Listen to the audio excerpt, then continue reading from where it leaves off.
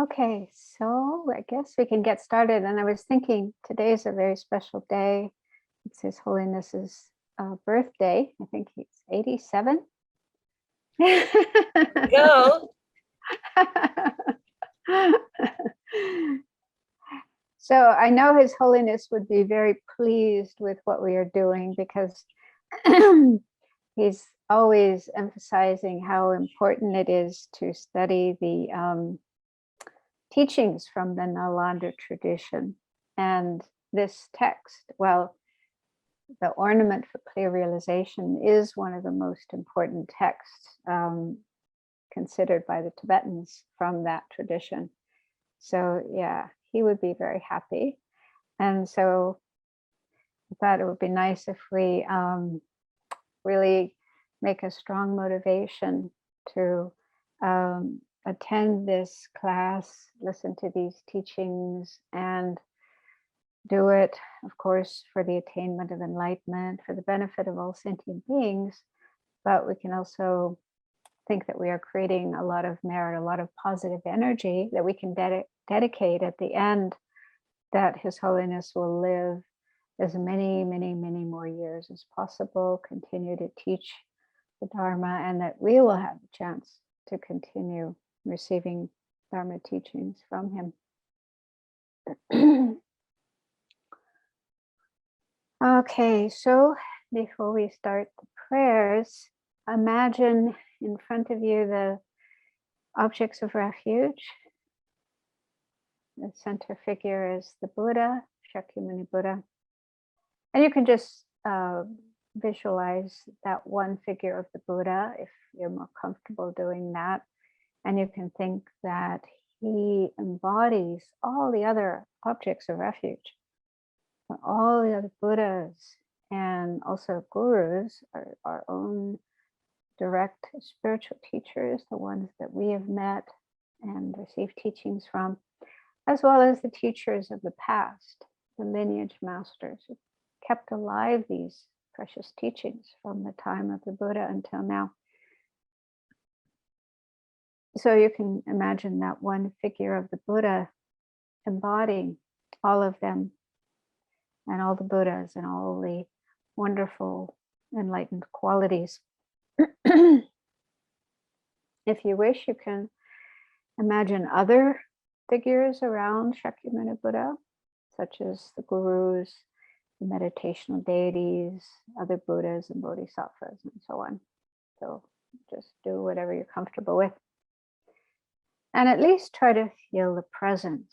Feel that we are in the presence of the Buddha, many Buddhas, many Bodhisattvas, looking on and rejoicing in what we are doing, making this effort to learn about the path to enlightenment so that we can reach that state and then be of the greatest benefit to all other living beings.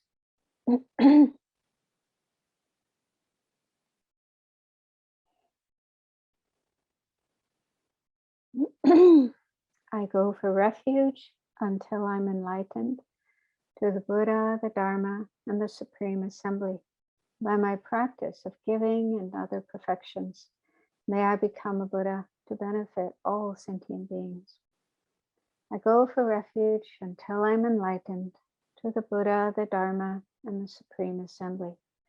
By my practice of giving and other perfections, may I become a Buddha to benefit all sentient beings. I go for refuge till I'm enlightened to the Buddha, the Dharma, and the Supreme Assembly. By my practice of giving and other perfections, may I become a Buddha to benefit all sentient beings.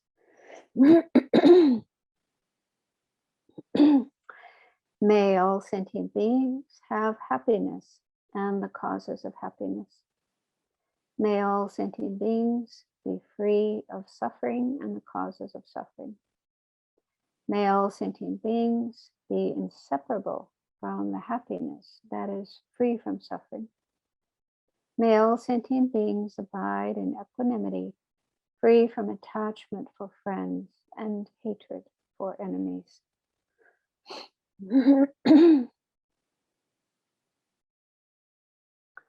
Reverently, I prostrate with my body, speech, and mind. I present clouds of every type of offering, actual and imagined. I declare all my negative actions accumulated since beginningless time, and rejoice in the merit of all holy and ordinary beings. Please remain until the end of cyclic existence and turn the wheel of Dharma for living beings. I dedicate my own merits and those of all others to the great enlightenment.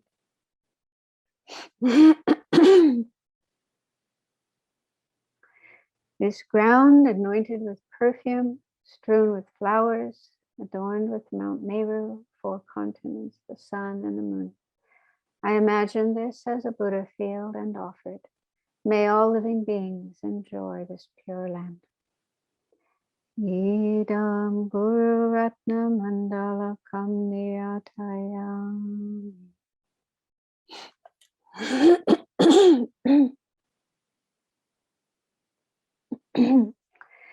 And now, while we recite the mantra of the Buddha, imagine light and nectar flowing from the Buddha into yourself.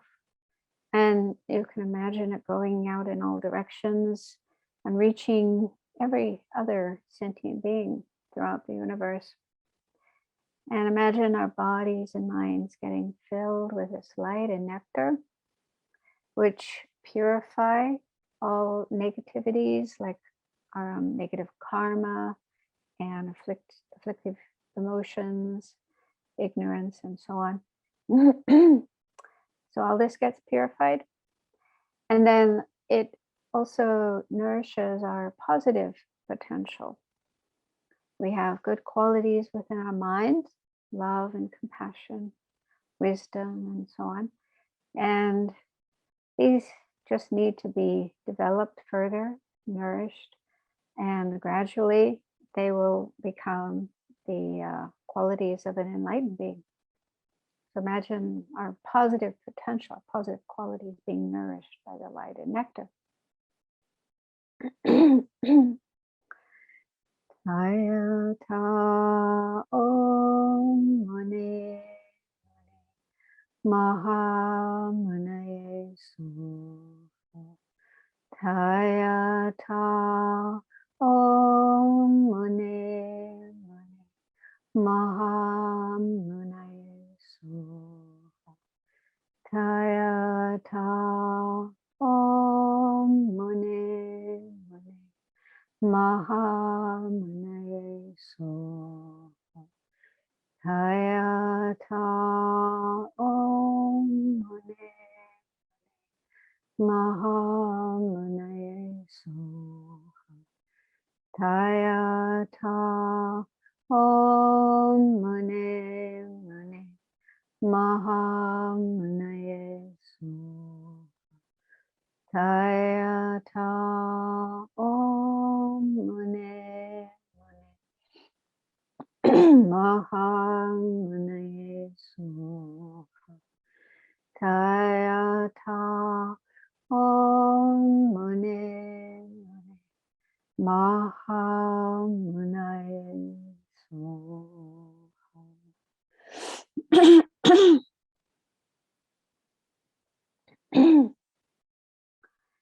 So now let's do a little bit of meditation. So we've been working our way through the method for developing bodhicitta that involves equalizing and exchanging self for others. And in recent weeks, we've been looking at the comparison between the selfish attitude, selfishness or self-cherishing attitude, and the other attitude of cherishing others or altruism, and trying to recognize that selfishness is detrimental to our own happiness, well-being, and of course our spiritual practice. And altruism, on the other hand, is a very positive state of mind. It's the real source of happiness for ourselves and for others. and is a key to attaining full enlightenment, Buddhahood. But let's do another meditation on that. So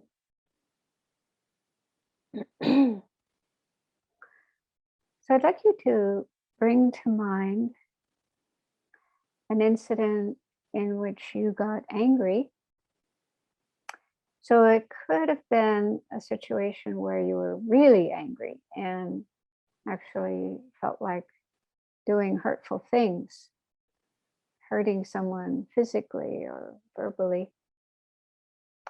Or it could have been a more mild experience of anger where you just felt angry or annoyed or irritated because of what somebody did or said or the way they are. And maybe you didn't express that feeling to anybody. You just kept it inside of yourself, kind of stewing in your own mind. So you probably had numerous instances of feeling angry or irritated, but just bring one of those to mind.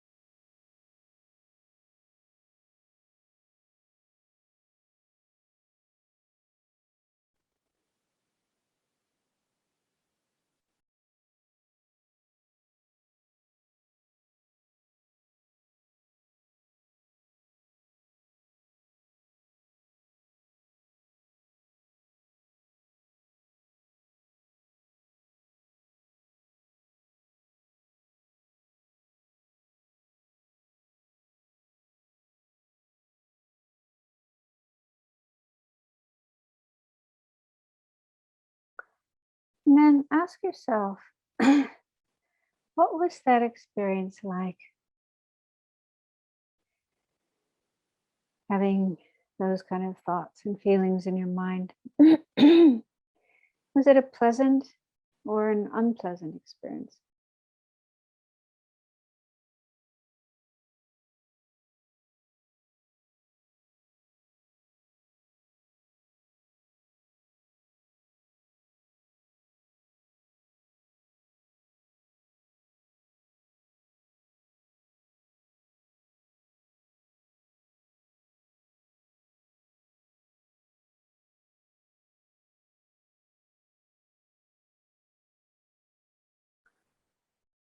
And did your mind and your body feel peaceful or unpeaceful?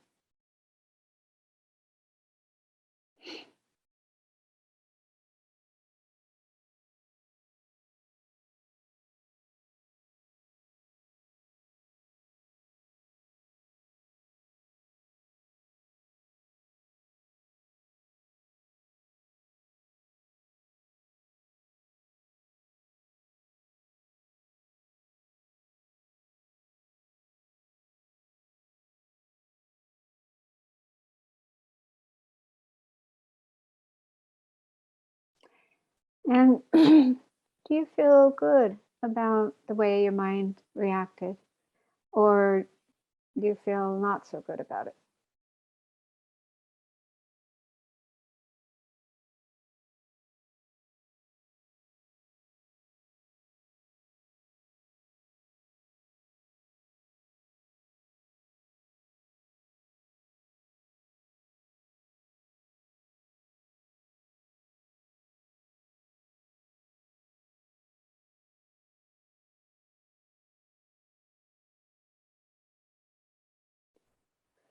And now look deeper and more carefully into your mind and see if you can notice if the self-centered attitude was among the causes for you to feel the way that you did.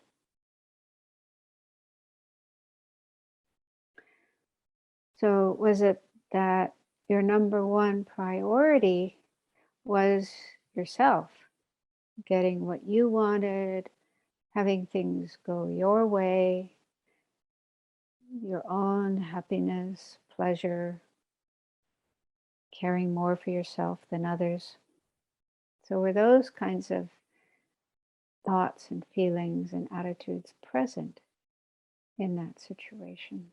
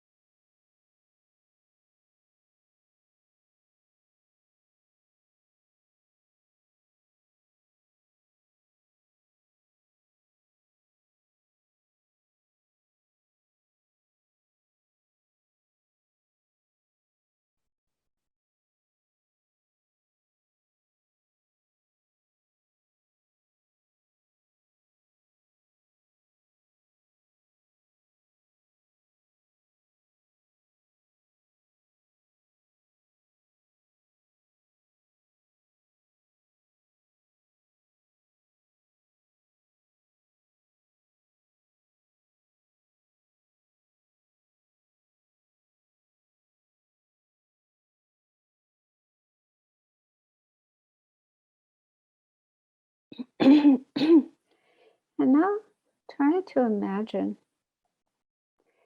if you had lived through that experience with altruism, with an attitude of caring more for others than for yourself, caring about their happiness, wanting things to go the way that they would be happy and satisfied and benefited.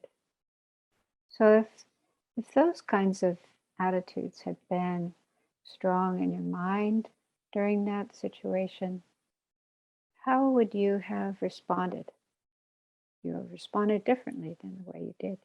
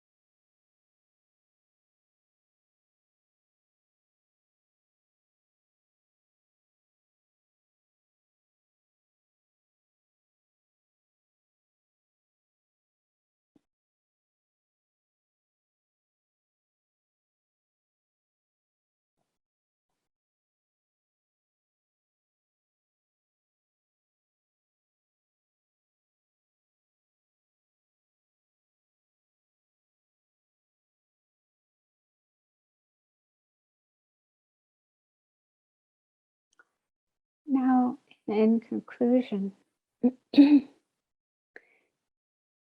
this little reflection enabled you to recognize that being self-centered is harmful and disturbing rather than helpful, both for yourself and others,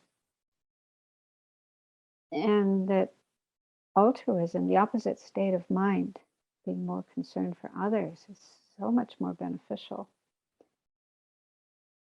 then you may be able to feel kind of determination or resolution to work on bringing about that kind of change in your mind, change in your priorities, and learn to be more altruistic and less self-centered. So you can just make your own conclusion about that. And if you're still not sure, if you're not convinced, about which of these two attitudes is more beneficial, then you could resolve to just do further investigation, further reflection on this, and later make a decision as to which one is more beneficial, which one you want to cultivate in your mind.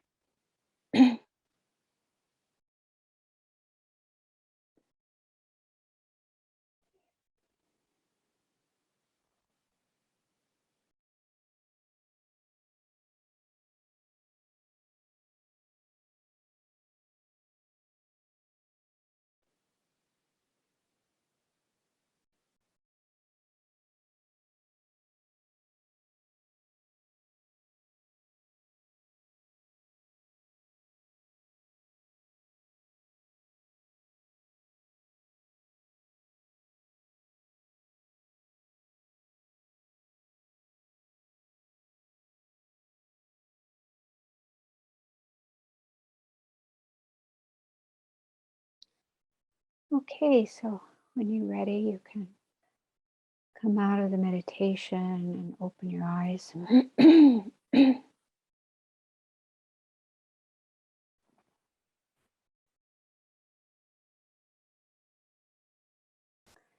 So for myself, another thing I find helpful with regard to this topic is to think about the people that I admire and am inspired by, and then look at what kind of qualities those people have.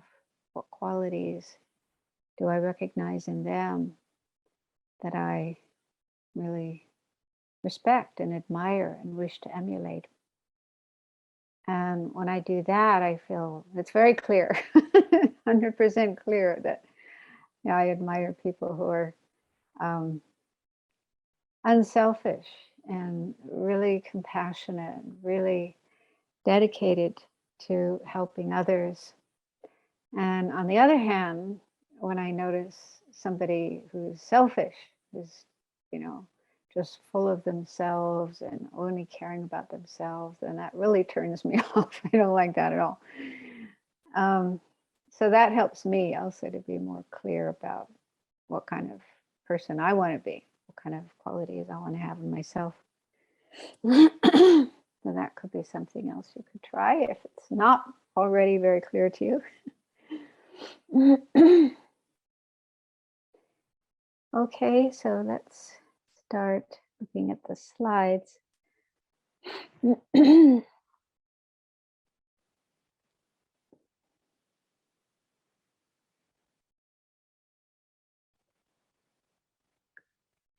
So yeah, last class, I shared some information about how Arya Bodhisattvas, when they reach that stage, their physical body actually transforms into a mental body, and they no longer have any physical suffering from that time on. And at the end of the class, Stephen asked, what about mental suffering? The Bodhisattvas still have mental suffering after they become Arya Bodhisattvas from the path of seeing.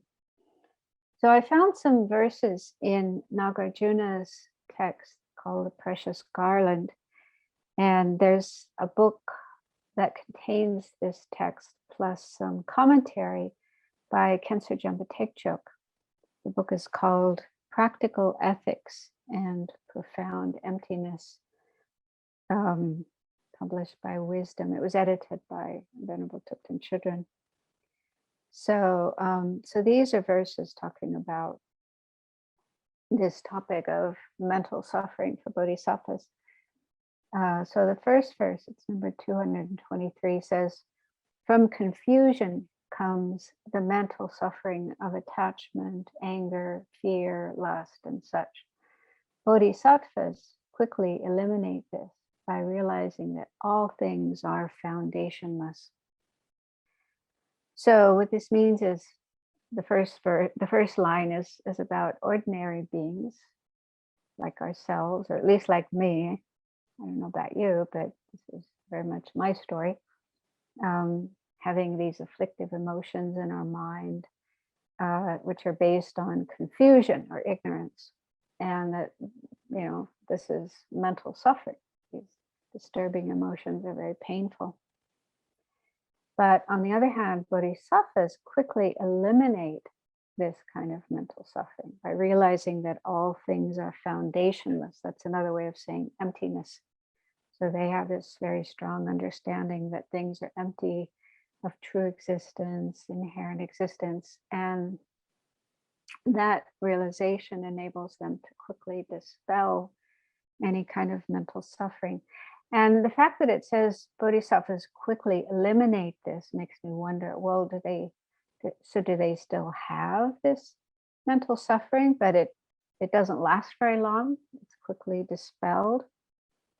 It doesn't say Arya Bodhisattvas at this point. It just says bodhisattvas. So perhaps it's, referring to ordinary bodhisattvas, non-Aryas, as well as Arya Bodhisattvas. So it's, ordinary bodhisattvas before the path of seeing might still have moments of being angry or having attachment and so on, but they have a strong understanding of emptiness, so they can quickly eliminate those disturbing emotions, and in that way they don't have so much mental suffering.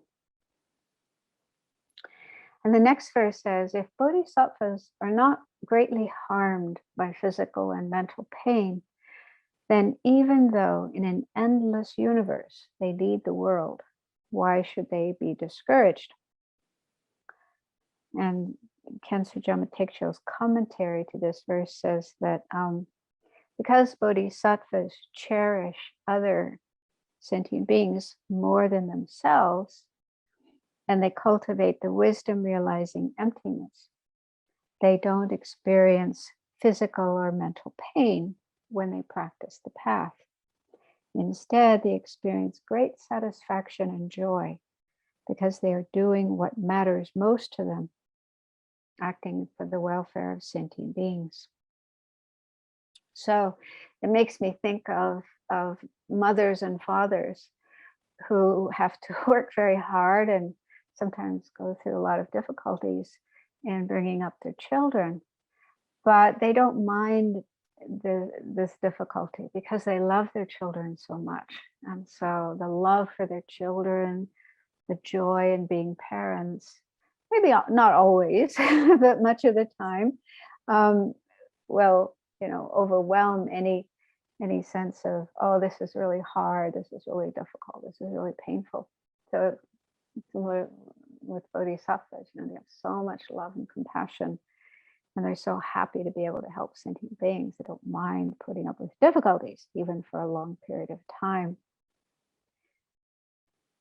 Then the last verse here, number 226, says, bodhisattvas have no physical suffering. How could they have mental suffering? But through compassion, they feel pain for the world. For that reason, they remain for a long time. And in his commentary to this verse, Khenso Dhammatekcho, here he says Arya Bodhisattvas. He starts talking about Arya Bodhisattvas. And so he says that Arya Bodhisattvas from their own side do not experience physical or mental suffering, while they deliberately take rebirth in cyclic existence. So that seems to make it clear that for bodhisattvas who are Aryas, who have attained the path of seeing, who have gained the direct realization of emptiness, that they are free of mental suffering as well as physical suffering. But on the other hand, when they see sentient beings suffering, they feel some unhappiness. This is what Khenso Rinpoche said.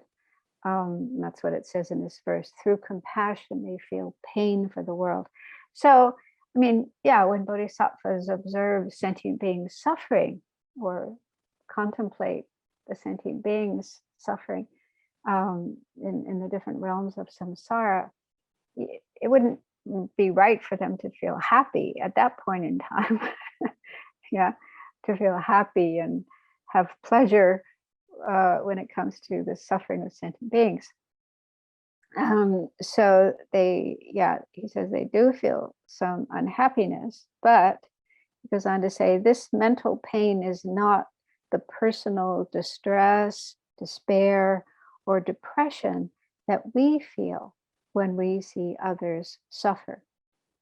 Bodhisattvas know that others' suffering occurs only because its causes exist, and they also know those causes can be eradicated.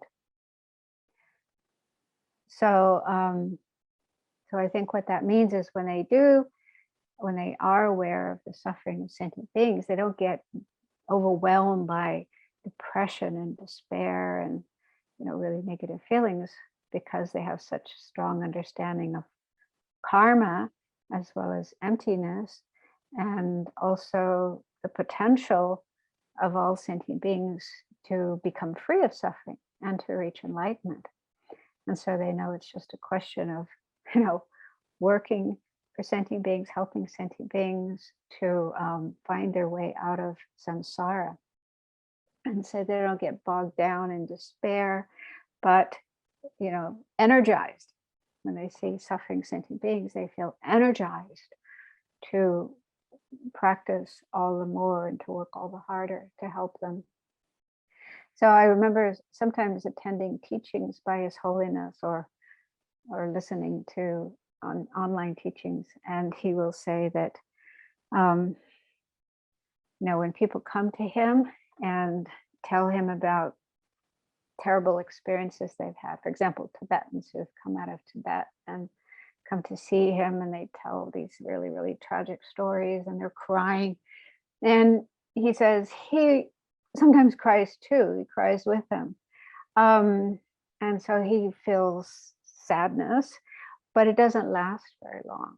And I think the way I remember him saying it is, it's kind of just on the surface of his mind, but deep down,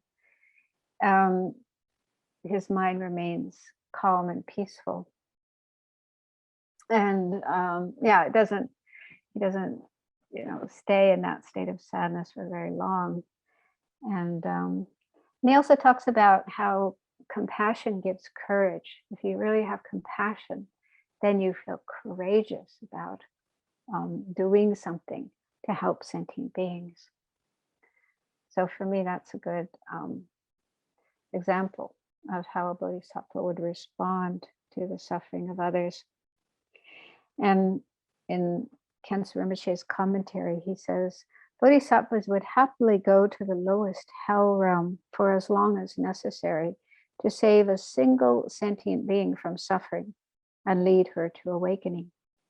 Due to such great compassion, they experience only joy no matter what situations they are in. So they're not afraid of facing difficulties, even in hell, because of their great compassion. And this made me think of, there's a book called Guided Tour of Hell, which is probably not on the New York Times bestseller list, but I came across it a couple of years ago. I was in San Francisco, and there was actually an art exhibit at the Asian Art Museum, and some friends said, oh, you have to come and see this exhibit.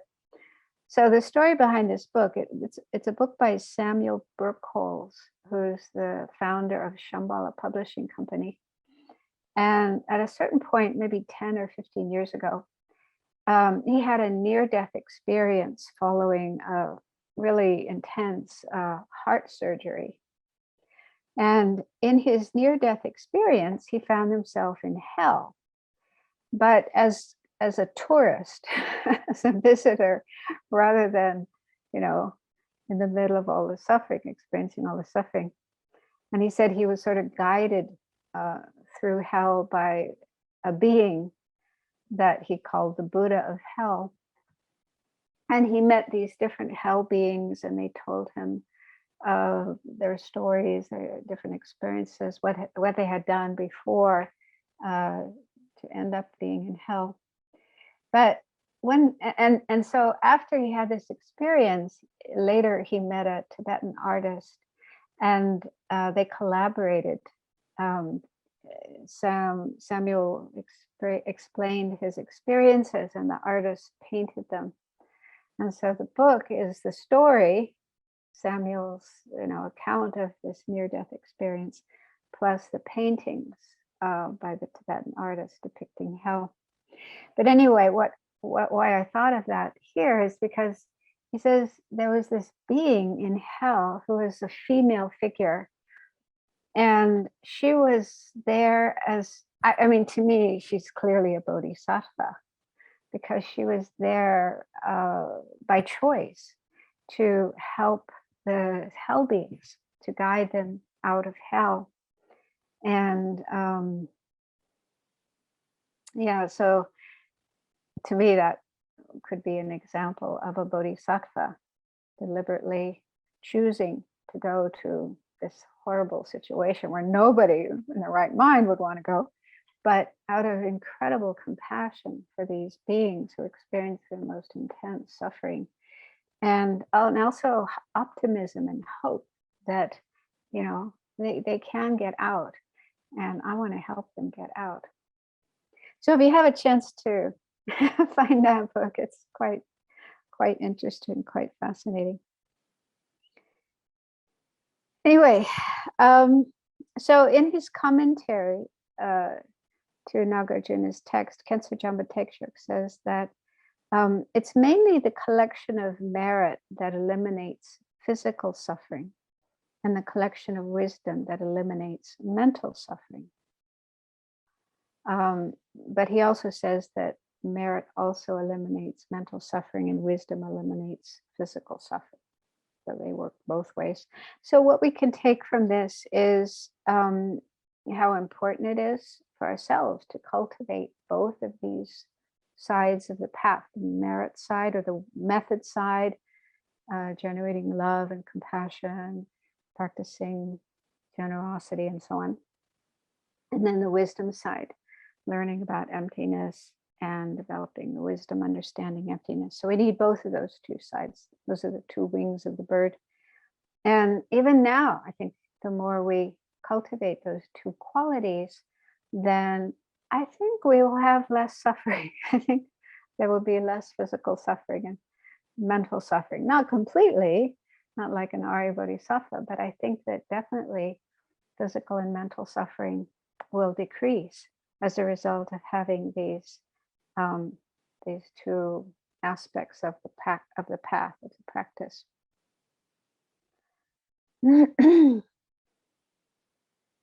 So that's an answer to that question. And there was another question that someone sent me by email, and I thought just to mention it here in case others have the same question. I didn't make a slide for this one, but the question was about the qualities of the Buddha, because last time when we were going through the 173 aspects, I mentioned a few of those that are qualities only of Buddhas, such as the 10 strengths of a Buddha, the 4 fearlessnesses of a Buddha. So those are included among the 173 aspects. So the question was, it's very inspiring to hear about those, but how do we know it's true? How do we know that the Buddha really does have those qualities? So the way I deal with that kind of doubt or question is to just think that, okay, at my level, where I'm at, I can't know for sure if the Buddha does have those qualities or not. And that if my mind was more highly developed, if I had more wisdom and more realizations and a more pure mind, then I would be in a better position to know if the Buddha has those qualities or not. But at this point in time, I don't know.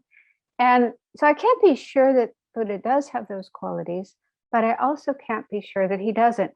I can't prove that the Buddha doesn't have those qualities. And so that means that maybe he does. Yeah, it's possible that he does have those qualities. And what helps me is also to become aware that these qualities are mentioned in a number of different sources, both in the Pali canon as well as in the Sanskrit tradition, like the Mahayana sutras. So that gives me more kind of conviction that they are true.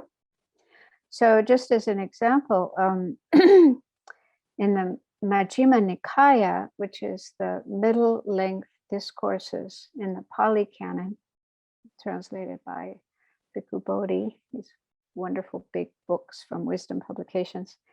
So in that collection, discourse number 4, the Buddha is telling the story of his awakening, the final night when he was meditating under the Bodhi tree, just before becoming Buddha, becoming enlightened. And he says that in the first watch of the night, he began recalling his own past lives. So, all these memories came up in his mind of his past lives. So he remembered his name, his clan, what he looked like, what he ate, how he died, and so on. So hundreds, thousands of his previous lives came up in his mind. And then in the second watch of the night, he gained the knowledge of other beings dying and taking rebirth according to their actions, according to their karma. And so those are two of the strengths that we looked at. Remembering his own previous lives and also seeing other beings dying and taking rebirth.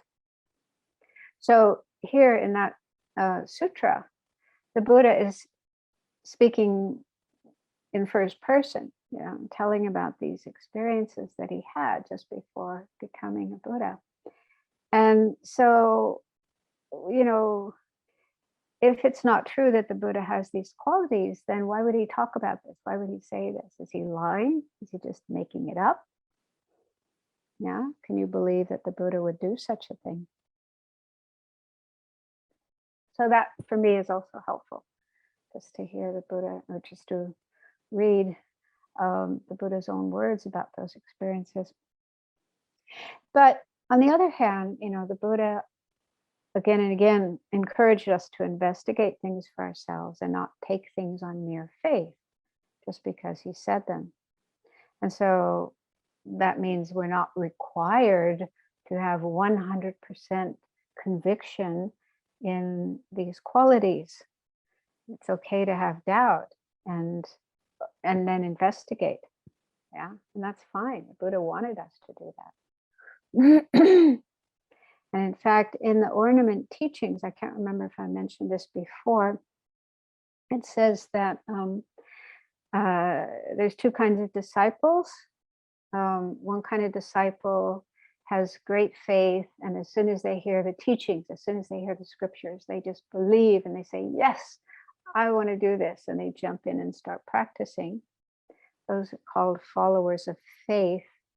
And then there's another kind of disciple who's more kind of skeptical and wondering, is this true, what these teachings say? And they investigate them. And those disciples are called followers of Dharma.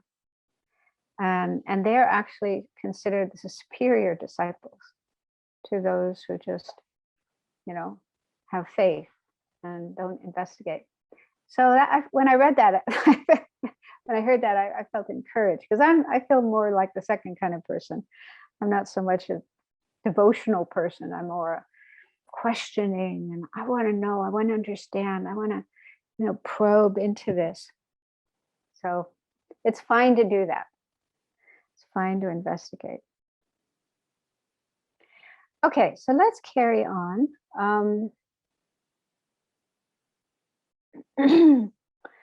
Next slide. So last time we started looking at chapter 4 of the text, and the subject matter of that is application in complete aspects. And while I was preparing for this week's talk, I realized that the definition I gave last time wasn't completely correct or completely complete. I left out this term. So this is a more correct definition here. It's a bodhisattva's yoga conjoined with a wisdom that collectively cultivates the aspects of the three exalted knowers. And so this term collectively means gathering all the 173 aspects together under one's observation. So what our teacher explained was that it means because application in complete aspects is a practice. It's a practice that the bodhisattva does. So what the bodhisattva does is to think about all the 173 aspects, contemplate them, and then gather them all together and be able to meditate on all of them in one session of meditation. And they do this with calm abiding and special insight. So how is it that bodhisattvas are able to do this? So remember that, just to be a bodhisattva, one has to have already developed calm abiding, at least calm abiding, if not one of the higher levels of concentration. That's like a requirement just to have uncontrived bodhicitta and be a bodhisattva. So they all have at least calm abiding. And also, as they progress on the path, they develop all the 4 concentrations and the 4 formless absorptions. So their power of concentration is incredible. And their minds are really clear. They've really got very strong, controlled minds. And they also have great mental strength. They're very determined to practice. And so due to these qualities of their mind, when they cultivate one of the aspects, then they are able to understand the meaning of all the other aspects as well, all the 173. And so initially, before they're able to do that, they do have to learn all the aspects individually. So they have to study them, learn them, meditate on them, and gain some proficiency in each of the aspects individually, starting with impermanence. Impermanence is the first of the aspects. So they do cultivate each one of these individually, and then gradually get more and more familiar with the aspects individually. And then they get to the point where they can collect them all together. And I came across an analogy that I found helpful. And that was, it's like if you have 173 people in a room, let's say you're giving a lecture, and there's 173 people sitting there listening to your lecture. So you can observe all those 173 people at one time. Yeah. And so for me, that was helpful to think about how a bodhisattva is able to have all the 173 aspects together in his or her mind and observe them with calm abiding and special insight.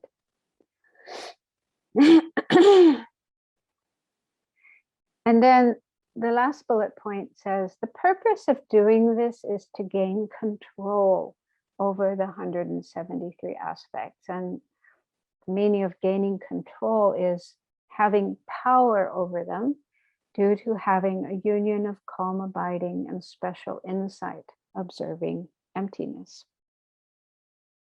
So initially, when a bodhisattva, it first becomes a bodhisattva, they may only have calm abiding. They may not yet have developed special insight, but still with calm abiding, they are able to have very strong concentration. And then later, when they do have special insight, and especially when they have the union of karma biting and special insight, observing emptiness, that's the point at which they move on from the path of accumulation to the path of preparation.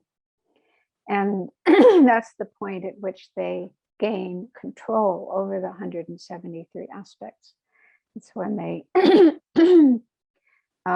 have the union of karma biting and special insight. So that's like a super powerful mind. And so it's hard for us to imagine keeping 173 things in the mind at the same time. Multitasking, maybe 2 or 3, but 173. But yeah, bodhisattvas are quite special. And so they are able to do that.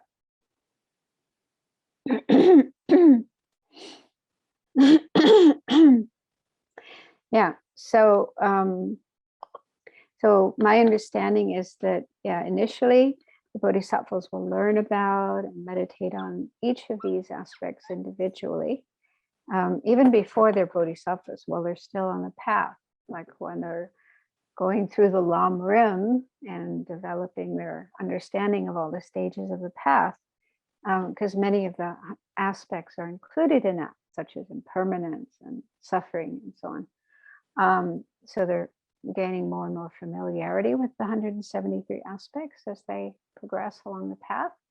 And then as they go on, more and more familiar. And yeah, eventually they get to the point where they can have all of them in their mind at the same time. And as we go on in the later chapters, 5, 6, and 7, it'll become more clear why this is important, why it's important for them to be able to have this, these 173 aspects in their mind. So that's about this. Yeah, I can see questions coming. Could we save them for later? I'd like to carry on a bit further, and I'll leave some time later to answer questions. Okay, so that's overall the subject matter of chapter 4. It's about the application and complete aspects. And then there were 11 topics in chapter 4. And last time we looked at the first topic, which is just going through the 173 aspects, enumerating them. But of course, we didn't have time to go through all of them, but I did mention a few of them, share a few of them. And then I'm going to skip over topic 2 and topic 3. Those talk about the applications themselves, what kind of practices a bodhisattva uses to meditate on the 173 aspects, as well as some benefits of doing this kind of practice. So I thought this fourth topic, there's some interesting things here to look at. The fourth topic is called faults of the applications. And these are actually hindrances that can interfere with our practice. So when a bodhisattva is trying to practice and develop this wisdom, understanding all these 173 aspects, then there are things that can interfere. And so there's 46 mentioned in the text, and I'll just mention a few examples of them. But it said that these 46 hindrances are caused by maras. And maras, you're probably familiar with the story of the Buddha, like in the movie Little Buddha. Before, when the Buddha was meditating under the Bodhi tree before attaining enlightenment, Mara, well, they spoke about Mara, but Mara, together with his companions, was trying to interfere with the Buddha and try different ways, but the Buddha, wasn't bothered by them, and then they disappeared. They went away. So yeah, in the teachings, they actually talk about 4 maras. And so the first one is the mara of the aggregates. And that means our contaminated aggregates, our aggregates that came about as a result of karma and afflictions and are contaminated. And so what I think is these can cause hindrances because, for example, with this body that we have, it sometimes gets sick or injured. It has lots of needs for food and so on. And so we need to spend a lot of time and energy taking care of our body. And that means we have less time and energy to practice. So if we had a different kind of body that didn't require so much maintenance, then we'd have more time to practice. So maybe that's one way in which our aggregates can interfere with practice.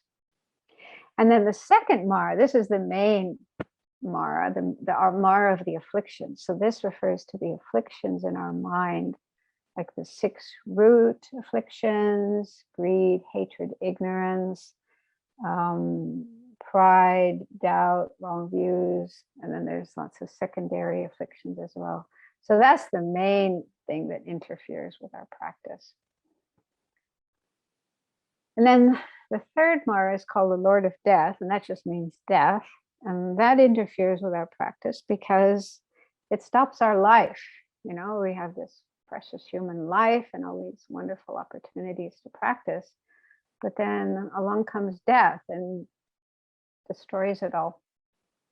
Of course, we can have another rebirth, but hopefully we'll be in another good rebirth in which we can continue practicing, but we're not so sure about that. So death is an interference to our practice. And then the fourth Mara is called, this is the Sanskrit term, Devaputra. And so I did some research on this one, and it seems to refer to a Hindu god known as Kama Deva, the Deva of desire. And it's funny, this god is associated with desire and has a bow and arrow and shoots arrows into people, causing them to have desire. Does that sound familiar? Remember Cupid? Yeah, so Cupid is a Roman god, and there's a Greek god that's the equivalent, Eros, E-R-O-S, Eros.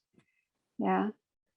So it's interesting, isn't it, that, you know, these 3 different traditions have a similar kind of god that encourages people to have more desire, more attachment. So that's definitely a interference to our practice if we get caught up in desire, attachment. Although our teacher Geshe-la said that if we didn't have the Mara of afflictions in our mind, then external Maras would not be able to harm us. So it's only due to our internal Maras, the afflictions, that we are susceptible to external harm. So the main Mara, I think, is number 2, the afflictions, which hopefully you don't have any doubt about. These definitely get in the way of our practice. So there are 46 of these faults, and some of them are personal, just to do with ourselves, and some are in relation to others. Some are things that can come up in the teacher-disciple relationship. So I'll just give a few examples of these. The first one here is reciting the perfection of wisdom with improper motivation, for example, wanting respect or offerings. So in Tibet, or nowadays even with Tibetan monastics, they're sometimes invited to people's houses to recite sutras and prayers and pujas, and they're given offerings, given meals, and so on and so forth. So it's possible that if you're a Tibetan monastic, you know, you could want to go and do this kind of practice to get offerings and respect and so on. So yeah, that's something that could happen to some people, maybe not to everybody. And the second here is getting distracted by beautiful sense objects. So this is explained as a feeling of exuberance that thinks about the many aspects of the desire realm and becomes distracted to beautiful forms and sounds and smells and so forth, thinking that sense objects are wonderful. So then that can distract one's mind from one's practice, cultivation of the Bodhisattva's path. The next one is not wanting to go to lower realms to help sentient beings. That's understandable. But yeah, again, it is part of the Bodhisattva's path that one should be willing to face hardships and difficulties and not just want to stay in pleasant and comfortable situations, but even put oneself in difficult situations to be able to help sentient beings. Of course, I think, yeah, one does need to have strong compassion and strong bodhicitta and also understanding of emptiness to be able to do that. So if you're just a beginner at those kind of practices, then it may not be such a good idea to go over to Ukraine or someplace in the middle of a war.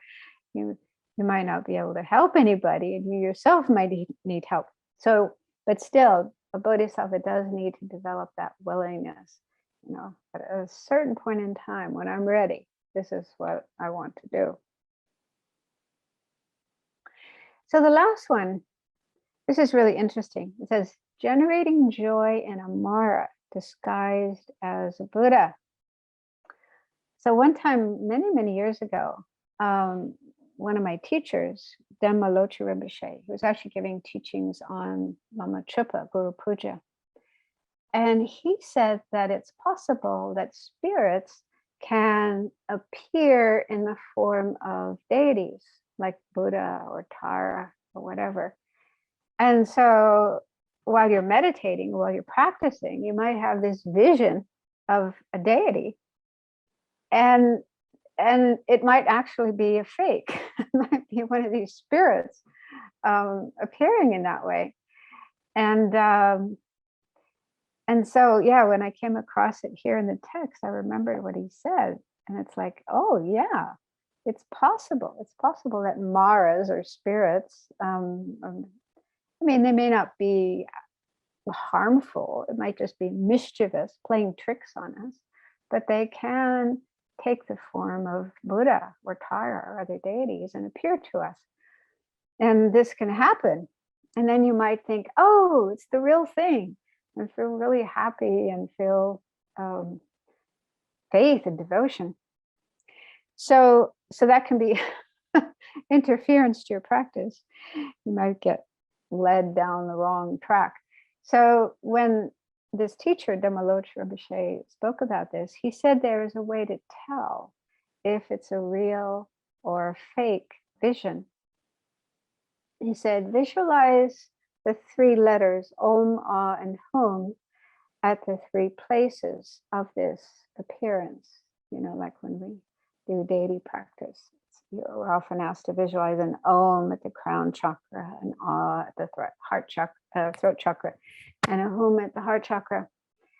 So do that visualization, and if it's not a genuine Buddha, then it will disappear.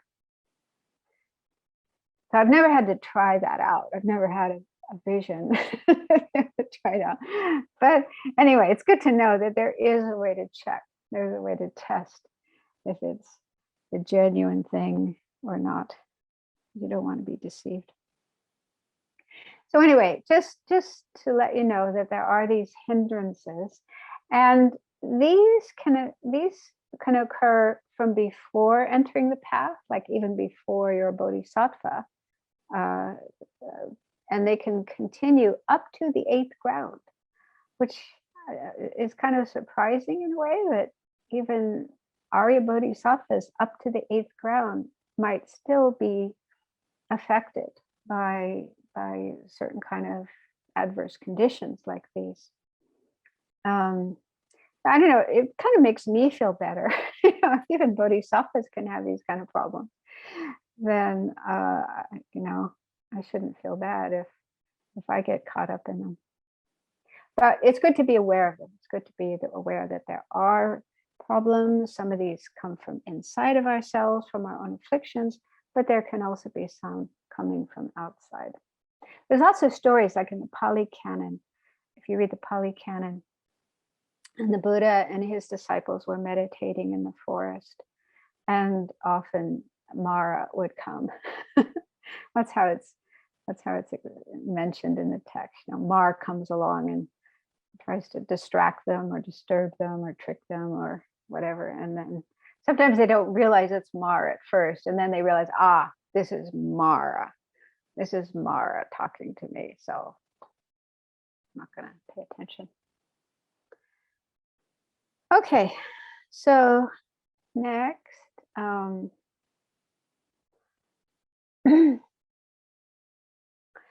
okay, so this is the sixth of the topics. It's called Mahayana Partial Concordance with Liberation. And this is the path of accumulation, the first of the 5 paths. I thought to throw this in, not to throw it in, but to talk about this one, because in my experience in the Ornament, so much of the material has to do with the path of seeing on. Yeah, the Arya path on up to enlightenment. And so it's like really high level. It's for those who are at a really high level. And I know myself, I haven't even reached this first of the 5 paths. And so I think it's helpful to know more about the beginning stages of the path if we're not there yet. And so this is the first path, and it has this other name, the partial concordance with liberation. So this is a technical term that's in the texts, and the reason that it's called that is because it's at this point one is entering the path. Yeah. And for Bodhisattva, the point at which they enter the path is when they have uncontrived bodhicitta, bodhicitta that just arises spontaneously, naturally, effortlessly. So when that happens, then you're a bodhisattva and you have entered the path of accumulation. And having entered the path of accumulation means you are on the path to liberation. You are on your way to liberation. You've started the journey to liberation. Although for a bodhisattva, it's not just liberation for themselves, but the ultimate liberation of Buddhahood. So that's why it's said to be partially concordant or harmonious with attaining liberation. And the reason it's called the path of accumulation is because a bodhisattva needs to, according to the sutra system, Sutrayana, a bodhisattva needs to accumulate merit and wisdom for at least 3 countless great eons. So we have to spend at least 3 countless great eons accumulating the 2 accumulations, merit, the method side of the path, and wisdom, the wisdom side. And that time period begins with the path of accumulation. So, so it's said that the first of the 3 countless great eons is spent on the first 2 paths, path of accumulation, path of preparation. The second countless great eon is from the path of seeing up to the 8th ground, so the first 7 grounds. The final countless great eon is on the last 3 grounds, 8th, 9th, and 10th grounds before Buddhahood.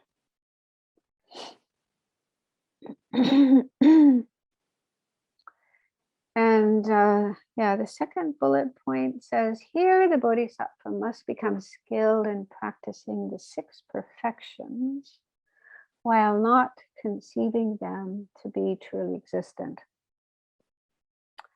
So even before this, even before the path of accumulation, a person would have been practicing 6 perfections to a certain extent. They would have been practicing giving and ethics and so on. and learning about wisdom. But, at this point, they have to really practice very well. You might remember an earlier topic that we studied in chapter 1 was called the achieving of armor.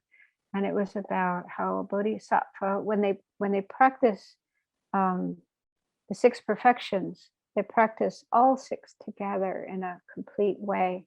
So with the practice of one perfection, like the perfection of generosity, they practice all the other 5 together with the perfection of generosity, and so on with each of the 6 perfections. So that kind of practice starts from the path of accumulation.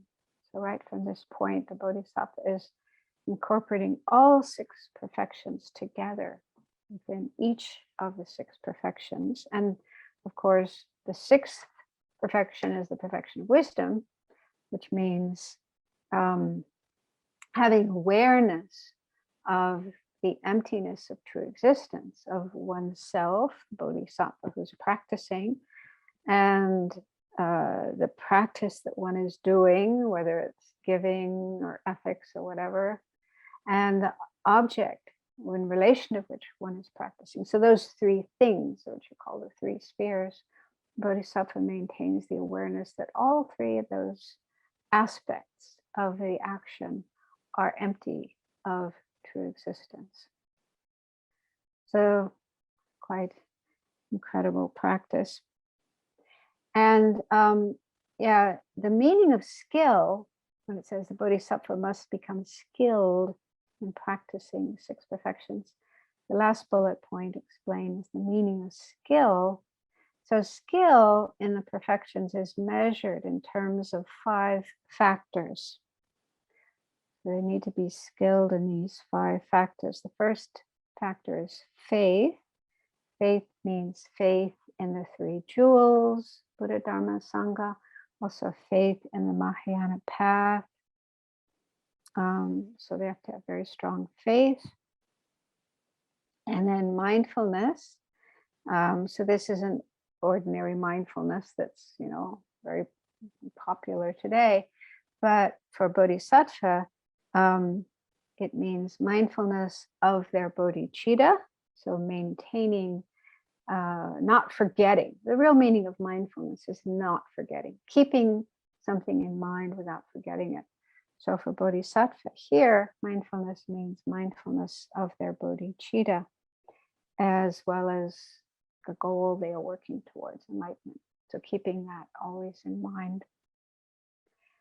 And then joyous effort refers to the attitude they have when it comes to their practice, having joy, delight, enthusiasm to do whatever practice they're working on at the moment.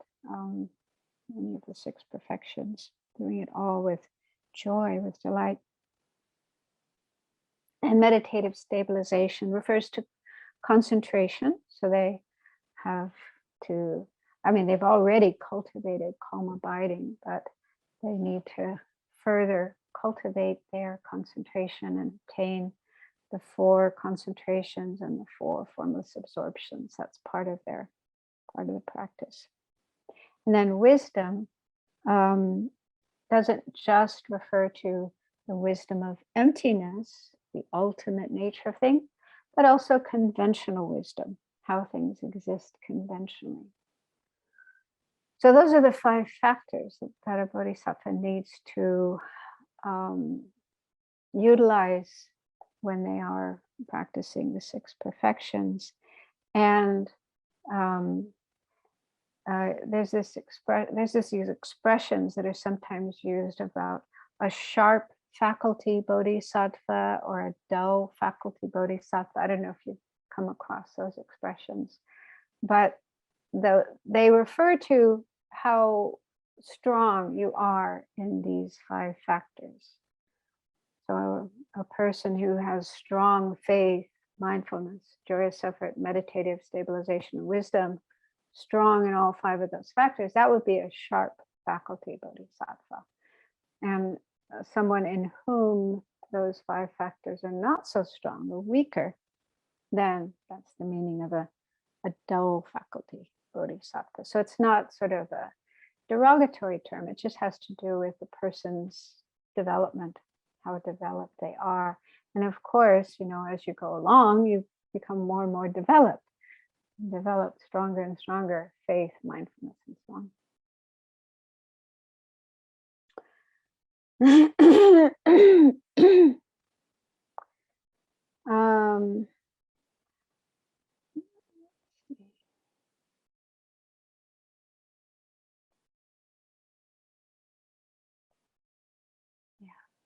I think there'll be time at the end for questions.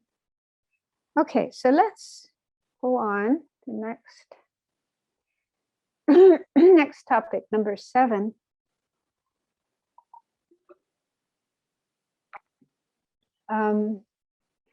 This is called the Mahayana Partial Concordance with Definite Discrimination. And this is the second path. This is another name for the second path, which we usually call the path of preparation. And that's a lot easier to say, isn't it? I don't know where these long, complicated terms come from.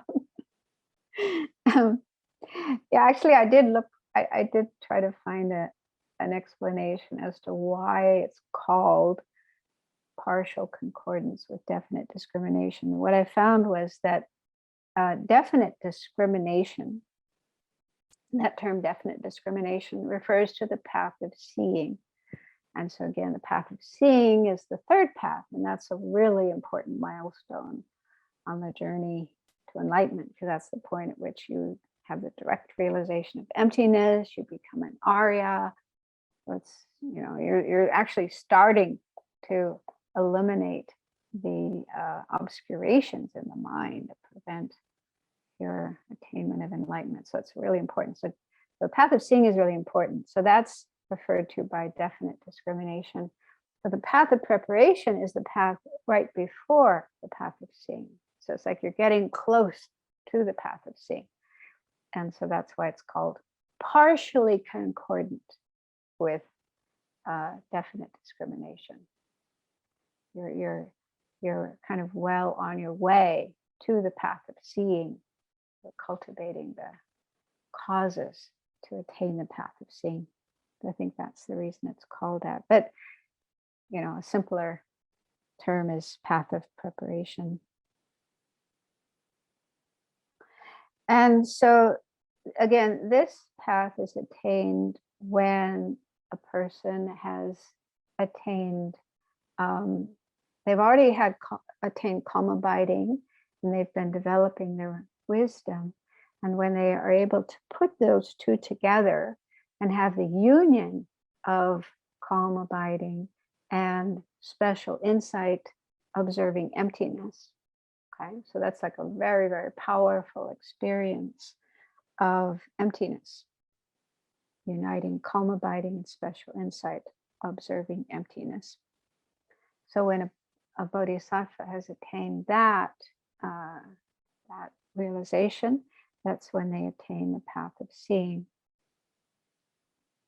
Sorry, path of preparation. That's the start of the path of preparation. And it has 4 levels. We did look at this earlier. The 4 levels of the path of preparation are called heat, peak, forbearance, and supreme mundane quality. That's the 4th one. And so this particular topic is concerned more with what a bodhisattva does when they're not in meditation, when they're not in meditative equipoise. So there are times when a bodhisattva will sit down and go into meditation and mainly meditate on emptiness. They meditate on other things as well, but they spend a lot of their time meditating on emptiness because they need to build up greater and greater familiarity with emptiness to finally achieve the direct realization of emptiness. And that's the path of seeing. So they need to spend a lot of time meditating on emptiness. But then when they're not in meditation, when they're in break times in between meditation sessions, and those periods are called subsequent attainment. That's the kind of technical term for when you're not in meditation, subsequent attainment. So during subsequent attainment, a bodhisattva will engage in certain practices. So that's what is mentioned in this topic number 7. So it's the practices that a bodhisattva does when they're not in meditation. And so when they're not in meditation, they're mainly focusing on the method side of the practice, meaning cultivating loving kindness and compassion and helping sentient beings. And so under this topic, there's a list of 19 practices that bodhisattvas do on the path of preparation during the break times. So just some examples to give you an idea. The first one is generating a mind of love for all sentient beings. So they meditate on love, loving kindness for all beings, wishing all beings to be happy. And the second example is turning away from the 10 non-virtues and causing others to do likewise. So they've probably been doing that already a long time, avoiding the 10 non-virtuous actions, but perfecting that, working on perfecting that, and then helping others. For example, because if the bodhisattva's whole goal is to help sentient beings become free of suffering, and a big part of that is teaching sentient beings how to stop creating the causes of suffering. Yeah, I mean, a bodhisattva cannot take away others' sufferings. Even a Buddha can't take away others' suffering and give them happiness. But you have to teach them the way to do it themselves. And that starts with avoiding the 10 non-virtues. So you need to teach sentient beings to not kill, to not steal, and so on, those non-virtuous actions, so that they stop creating that bad karma that will just lead them to more and more suffering.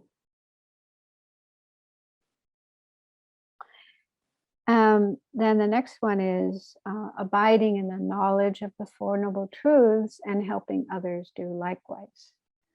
Okay, so bodhisattva maintains this awareness, this understanding of the Four Noble Truths, and wants to help others understand the Four Noble Truths as well. Because again, to help sentient beings, they have to learn how to become free of suffering, how to become free of samsara.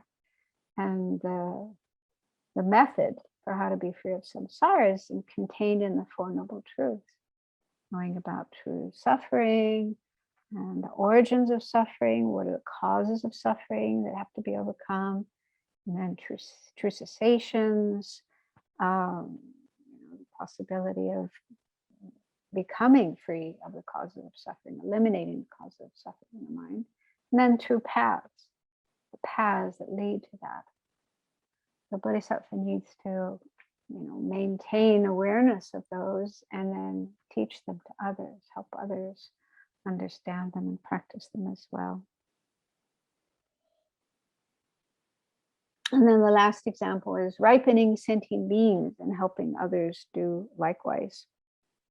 So ripening, I'm not 100% sure what that means, but my guess is that it means helping sentient beings to take an interest in the Dharma, in spiritual practice, so that they start practicing.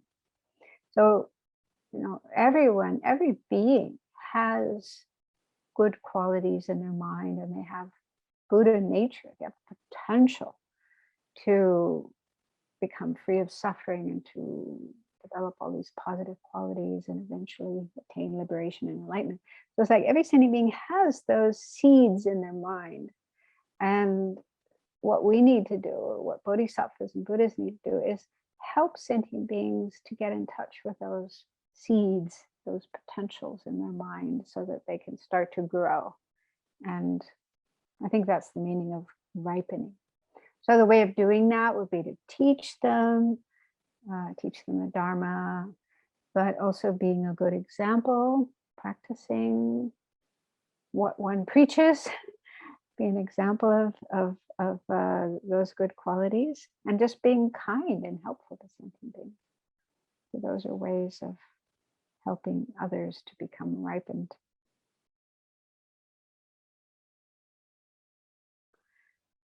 Okay, so then next, number 8.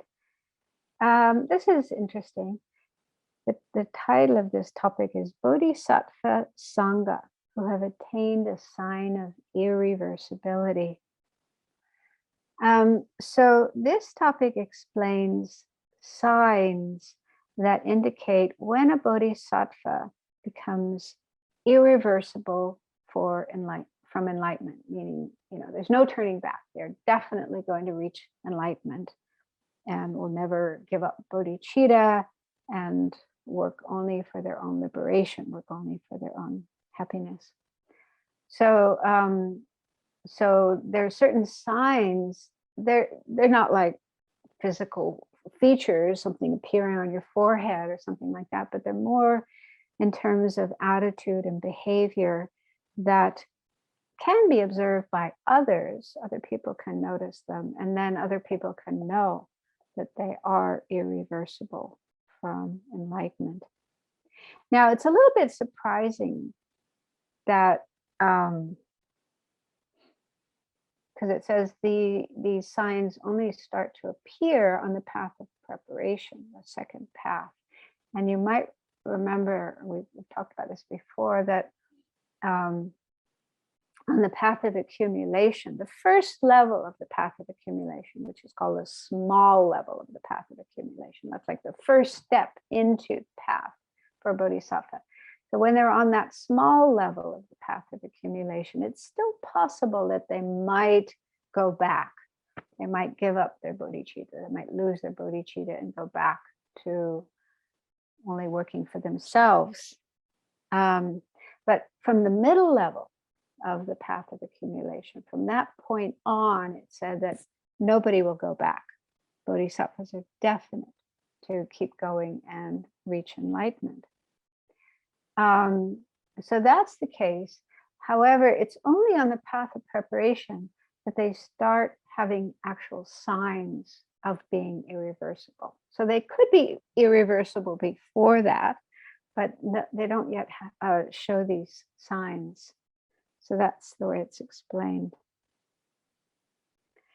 And then when these signs appear depends on the faculty. So a little while ago, we were talking about bodhisattvas of different faculties, sharp and dull, and there's also middling faculty. So again, being sharp or dull or in between has to do with those 5 factors: faith, mindfulness. Let's see, what was it? Faith, mindfulness, meditative stabilization, joyous effort, meditative stabilization, and wisdom. So depending on how well developed they are in those 5 factors, that determines if they are sharp or dull or in between. So it said that sharp faculty bodhisattvas will start having signs of irreversibility on the path of preparation. And there are 20 of the signs that could appear at that time. One example here is having eliminated doubt that the 3 jewels are correct objects of refuge. Okay, so when a bodhisattva exhibits that they no longer have any doubt that the 3 jewels are correct objects of refuge, then that's a sign that they are irreversible from enlightenment. So that's kind of interesting, isn't it? That this sign would occur only on the path of preparation, because it makes it sound like up until that point, even a bodhisattva might have faith, might have doubt in the 3 jewels of refuge. So So if we have doubt, we shouldn't feel bad. if we're not yet 100% sure about our refuge in the three jewels, we shouldn't beat ourselves up about that. So even bodhisattvas might be susceptible to that doubt. And it's kind of understandable. Then middling faculty bodhisattvas, they will start having these signs of irreversibility on the path of seeing. And so that's, when they become Aryas. And let's see how many. There's 16 signs that can occur on that path. And one example is here, stability in conventional and ultimate bodhicittas. So they're conventional bodhicitta, meaning the usual bodhicitta, the aspiration to become enlightened, to help all living beings. That becomes very stable at this point. And ultimate bodhicitta is the wisdom directly realizing emptiness that's conjoined with conventional bodhicitta. So in the mind of a bodhisattva who has bodhicitta, their wisdom realizing emptiness is called ultimate bodhicitta. So they gain strong stability in those two at this point. And that's a sign that others can notice and realize, oh, they are irreversible. Then the double faculty bodhisattvas, they attain signs of irreversibility on the path of meditation. And it's actually said on the 8th ground. So that's pretty far along the path. And one example of such a sign is understanding that the true truths are not contradictory. So what that means is that you understand that although things are empty of existing truly, that's like their ultimate nature. The ultimate nature of things is that they are empty of true existence, but they still exist conventionally. So the fact that they are empty of true existence doesn't contradict their conventional existence in conventional terms. So we might think, well, that's not so difficult to understand. I can understand that. Well, yeah, maybe we can understand it intellectually, but I think once you do start having experiences of emptiness, the realization of emptiness, especially the direct realization of emptiness, where everything disappears, all conventional things disappear, your body and tables and chairs and everyone and everything around you, all of those things vanish, disappear. So then it could be quite difficult to figure out, well, do those things exist or not? Yeah. And some people do fall into the mistaken idea that they don't exist. They don't exist at all, and emptiness means nothingness. So it can be tricky, it can be challenging to maintain an understanding that on the ultimate level, they're empty of existence, but on the conventional level, they do exist. So that's one of the signs of irreversibility for a bodhisattva.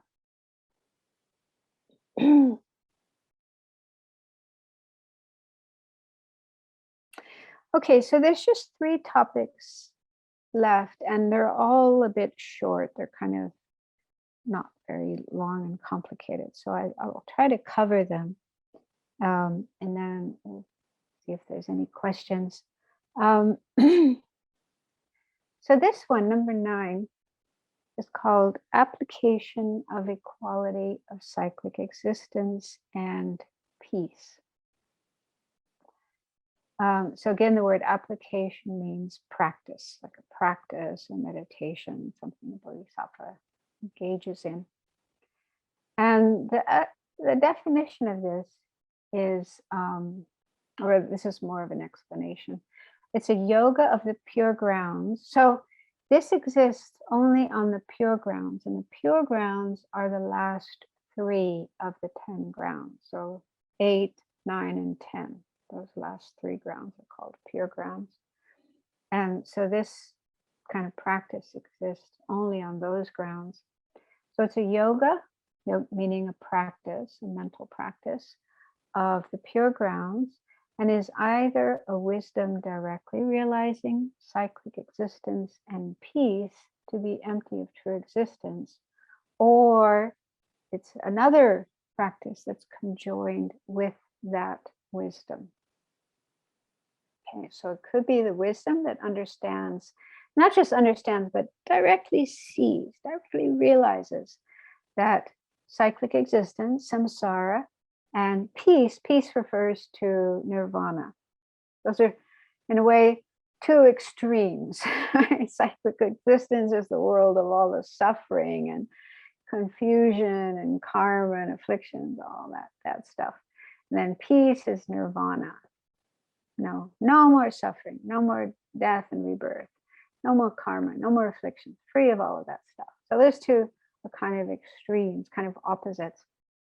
So this practice involves realizing that those 2 things are equally empty of true existence. They are both empty of true existence. And so the Bodhisattva at this point has that realization in their mind, and that realization is there, and it could also conjoin or support other realizations that they have. And the second bullet point says, with this yoga, this practice, a bodhisattva no longer has a manifest conception of true existence, even outside of meditation. Whatever appears empty of true existence, like an illusion. So what that means is that having this wisdom, this realization that samsara and nirvana are equally empty of true existence, then the conception of true existence, meaning the mind that's grasping at true existence, will no longer arise in their mind, even when they're outside of meditation.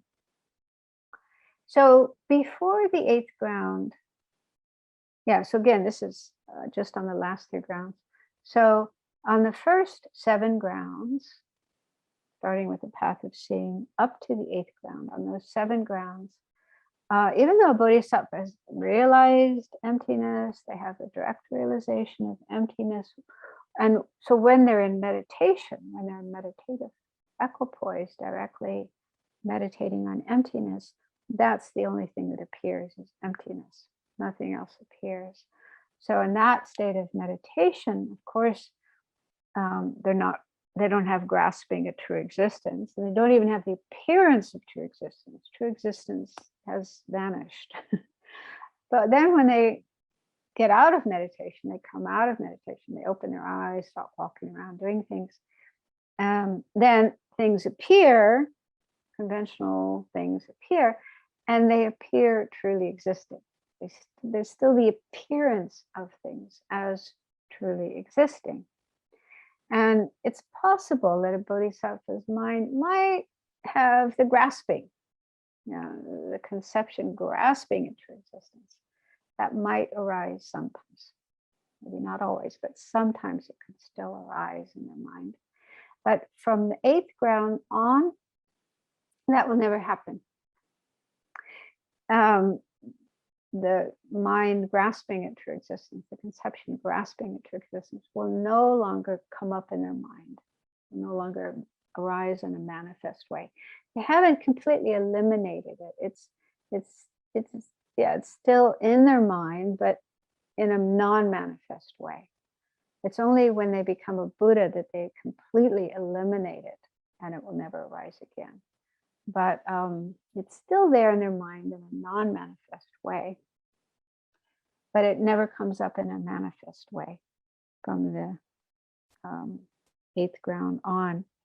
And it's also said that whatever appears empty of true existence, like an illusion. So that means that when bodhisattvas are out and about, walking around, doing things and so on, the things that they see, they see like illusions, like reflections in a mirror. Or another analogy would be TV. You know, the figures appearing on a TV screen or on a movie screen. They look real, but we know, we've had so many years of experience with TVs and movies that we know it's not real. It's just an appearance, and they're not real people there doing what they're doing and so on. So this is the way in which a bodhisattva sees everything. Things appear, but they know that they're not real as they appear, empty of true existence.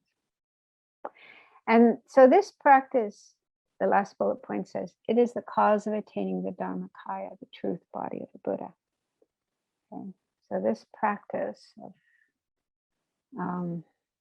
realizing directly that samsara and nirvana are empty of true existence, this is the cause for attaining the Dharmakaya. The Dharmakaya, or truth body, refers to well, there's actually two aspects of it. There's the Buddha's mind, the omniscient mind of the Buddha, seeing all phenomena, everything exists, conventional truths, ultimate truths, everything. That's one aspect of the Dharmakaya. The other aspect is the emptiness of the Buddha's mind. The emptiness of Buddha's mind. Yeah. So by doing this practice, a bodhisattva is creating the cause to attain the Dharmakaya. So I really, when I was studying, I really found this topic interesting, because there's this saying that you sometimes hear in Buddhist circles, like, oh, samsara and nirvana are one, or everything is one. Have you ever heard that? I think in the Zen tradition, they use that a lot. And so if you're reading Zen books or listening to Zen teachers, you'll come across this. And it was spoken by Nagarjuna. I didn't find the exact quote, but apparently somewhere in Nagarjuna's text, he did talk about how samsara and nirvana are the same, or one. And also yogis, meditators like Milarepa, in his songs, he spoke about this as well. And so it must have been spoken by the Buddha, but it must have said something of this nature. But I think this kind of statement is tricky. People hearing that kind of statement might think, oh, it means there's no difference at all between samsara and nirvana. They're exactly the same. And so there's no need to meditate on the faults of samsara, the sufferings of samsara, the causes of suffering. It's just the same as nirvana. And so there's no need to generate determination to be free from samsara, renunciation. It's just like nirvana. It's just the same. It's exactly the same. So they might throw out the whole side of the path of, meditating on the first two truths, true sufferings and true causes of suffering. You think, oh, that's not necessary. Samsara is just the same as nirvana. No problem. And then some people might even think, oh, then, I can just continue acting in the way I always have, enjoying myself, doing whatever I feel like doing, indulging my desires, and so on and so forth. And they maybe even doing non-virtuous actions, and thinking it's all the same. Samsara, nirvana, it's all the same. So I don't have to give anything up. I don't have to change anything. All I have to do is think, I'm in nirvana already. This is nirvana. This is nirvana. Because samsara and nirvana are the same. I don't know if there really are people who think that way, but it's possible that people might misunderstand that. And so, so this application, or this topic, makes it very clear that the meaning of those statements, that samsara and nirvana are one or the same. It's talking about the ultimate level, talking about emptiness, on the level of emptiness, on the level of ultimate truth, ultimate reality. They are the same. Both samsara and nirvana are equally empty of true existence, ultimate existence. So on that level, they are the same. But that doesn't mean on the conventional level they are the same. So we don't want to mix up the ultimate level and the conventional level. Otherwise, big trouble. On the conventional level, there's a big difference between samsara and nirvana. Samsara is all about suffering and delusions, and karma and rebirth, creating negative karma, dying and being reborn in all these different places and having all these different sufferings. That's quite different from nirvana. Nirvana, no more suffering, no more death, no more rebirth, no more delusions, no more karma. So on the conventional level, there's huge differences between these two, and we need to understand those differences so that we can get out of samsara and get to nirvana. But on the ultimate level, when it comes to the ultimate nature, the final nature, how things really exist, on that level, then they are equally empty of inherent existence. So when we get to that point where we have realized emptiness, like Milarepa, like Nagarjuna, like the Buddha, then we'll understand that, yeah, samsara and nirvana are the same on that level. Okay, then number 10 is it's called application of Pure Land, and this also exists only on the 3 pure grounds, the practice, the yoga, the 3 pure grounds. And it says, in which a root of virtue, such as a prayer to accomplish the special land where one will attain enlightenment, has become a powerful potency in one's continuum. And this is the cause of attaining the Sambhogakaya, the complete enjoyment body of a Buddha. So in brief, this practice is about creating the causes for the pure land in which one will be at the point, when you're finally ready to attain enlightenment, where you're kind of, the last stages just before enlightenment, you're going to be in a pure land, and that's where you are, and that's where your mind will transform into the Buddha's mind, and your body will transform into the Sambhogakaya, which is the complete enjoyment body. This is one of the form bodies of the Buddha. And it's the form body that remains in a pure land and teaches Arya Bodhisattvas, the Mahayana teachings that they need to complete their path and finally become Buddhas themselves. And so Bodhisattva makes a lot of prayers, starting even before they're Bodhisattvas, they start making lots of prayers. A good example of this is the King of Prayers, you might be familiar with. It's a kind of a long prayer, but it's expressions of all these prayers or aspirations that Bodhisattvas make about what they want to do when they become enlightened, and even before enlightenment, how they want to do all these wonderful things for sentient beings. So Bodhisattvas need to do those kind of prayers, recite those kind of prayers. So at this point, when they're on the final 3 grounds, the 3 pure grounds, those the seeds of those prayers that have been planted in their minds become powerful and will soon ripen into actualizing those prayers, having this pure land in themselves, becoming this pure body, the Sambhogakaya. Okay, one more, and then I'll leave some time for questions. So this is the last application, the last topic in chapter 4. It's called Application of Skillful Means. This is also on the 3 pure grounds. And so it's a yoga of the pure grounds that spontaneously accomplishes exalted activities by means of having pacified coarse exertion. This is the cause of attaining the Nirmanakaya, the emanation body of a Buddha.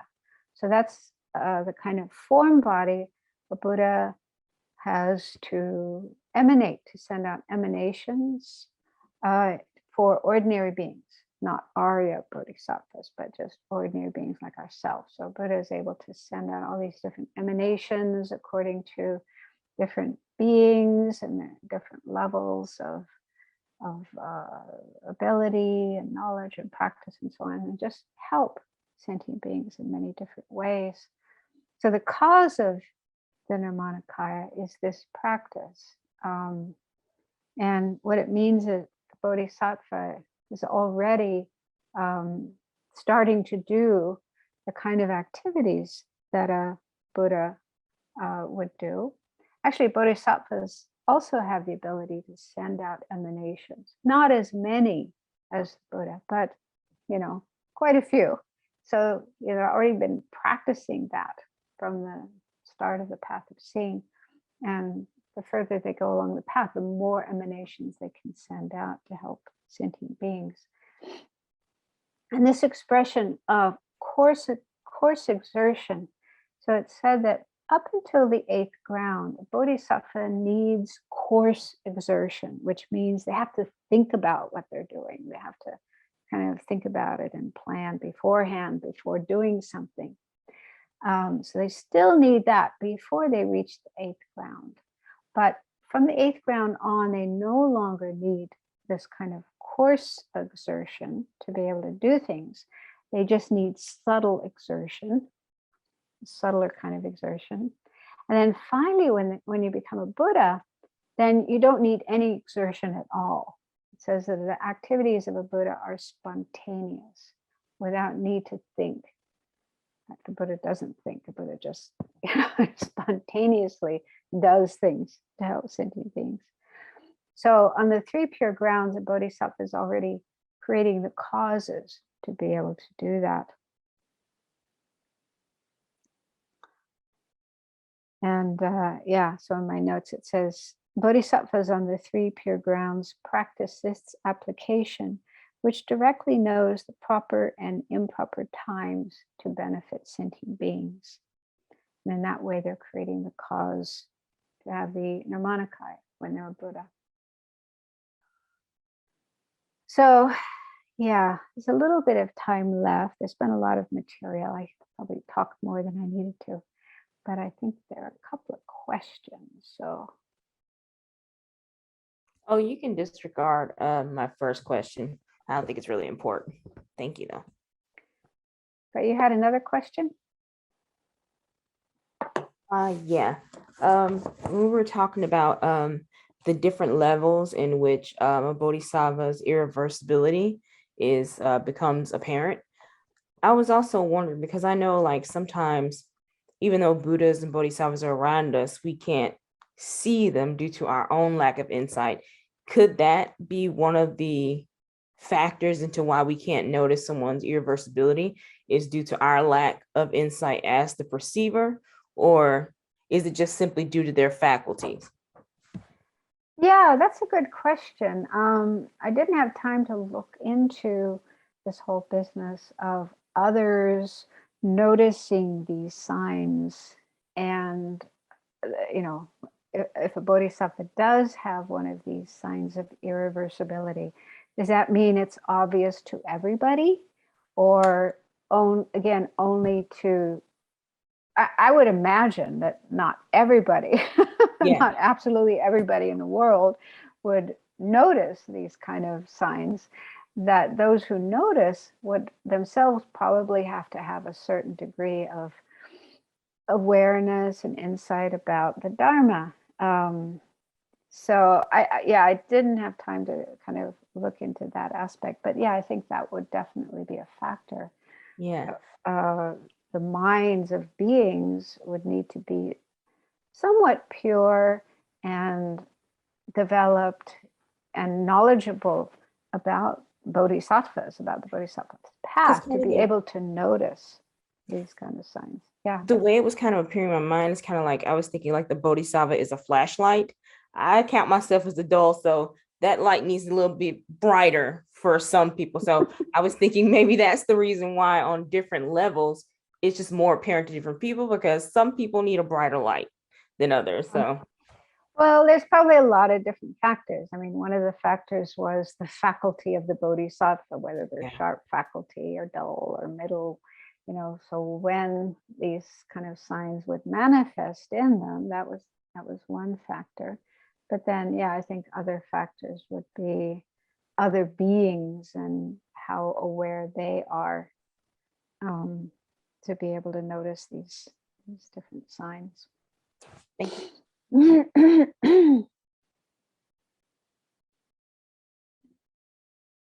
I had two quick questions, Venerable. They're kind of just quick technical things. You said the collection of merit eliminates, is it the physical suffering? And the collection of wisdom eliminates mental suffering, or do I have that backwards? And I know that it can work both ways. Yeah. Well, it's not so much, I don't know if it's so much eliminating. Yeah, I guess it is. Let me just find my notes. This was from Khenpo Rinpoche's commentary to Nagarjuna's text.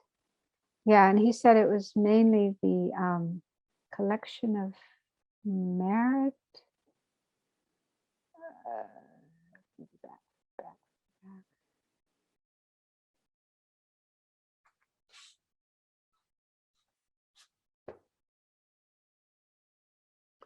Yeah, he says mainly the collection of merit eliminates physical suffering and the collection of wisdom eliminates mental suffering. But that's mainly. So the main thing that eliminates physical suffering is the collection of merit. That means your compassion, your bodhicitta, your love, and so on. But the collection of wisdom does help to eliminate physical suffering as well. And the other way around, collection of wisdom mainly is what overcomes the mental suffering. But the collection of merit also helps with that. So they both collections eliminate both types of suffering. Okay, so main ones is what I was interested in. And I can make sense of that collection of wisdom overcomes or eliminates the mental. I can make sense of that.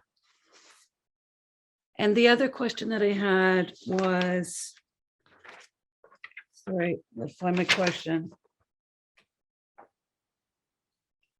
The place where the 173 aspects is overcome, was that on the bridge of the path of accumulation and preparation, or on the bridge of the path of preparation to the path of seeing?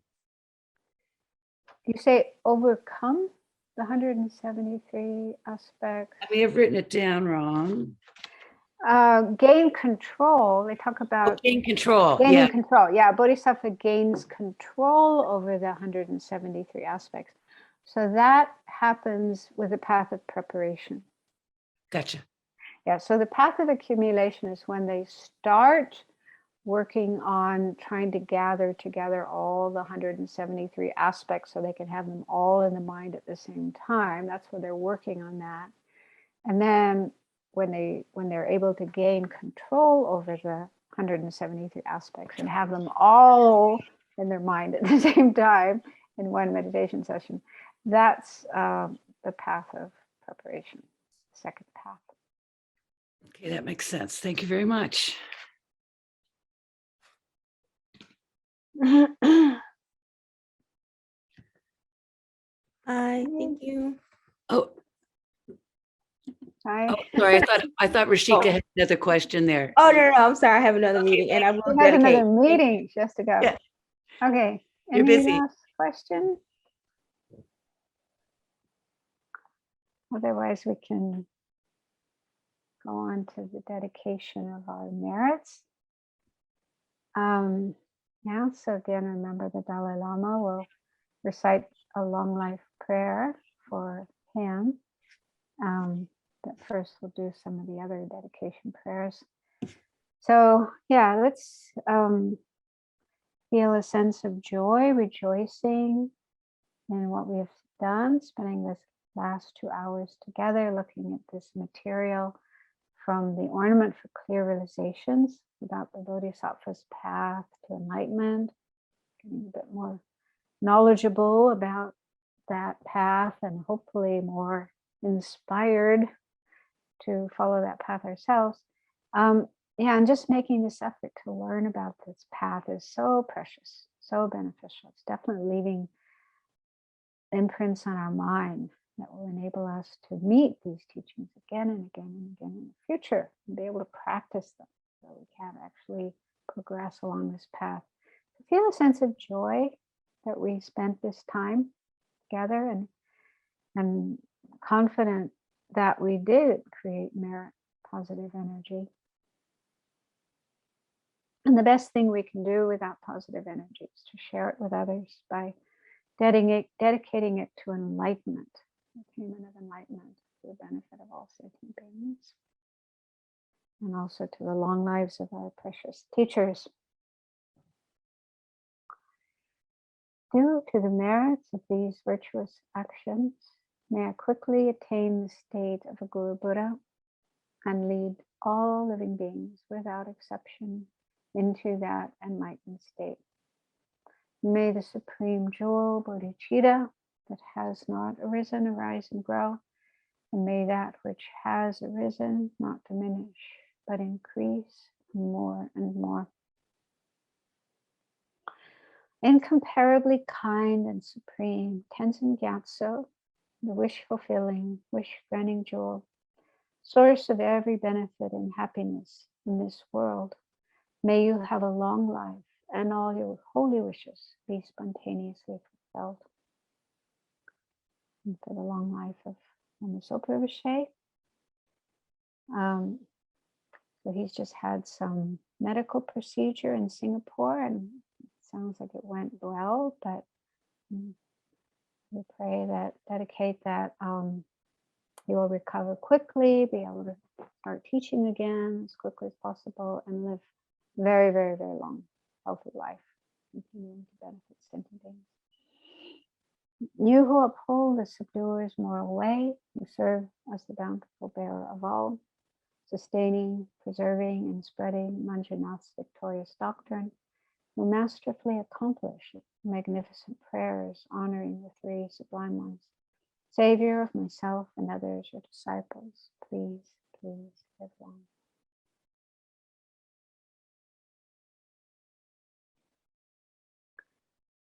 Oh, thanks very much, Doris. Lama Zopa was teaching today, Venerable. Yeah, today. Yeah. Really? Just Yeah. out of the hospital. I'm pretty sure it was live. Oh, interesting. Maybe he was talking about his experience in the hospital. That would be quite extraordinary. Thank you so much for Thank you hosting. very much. Thank you very much. Chris, We'll see you Lou, next week. and You'll have everyone else Rashida for with the- you there next week.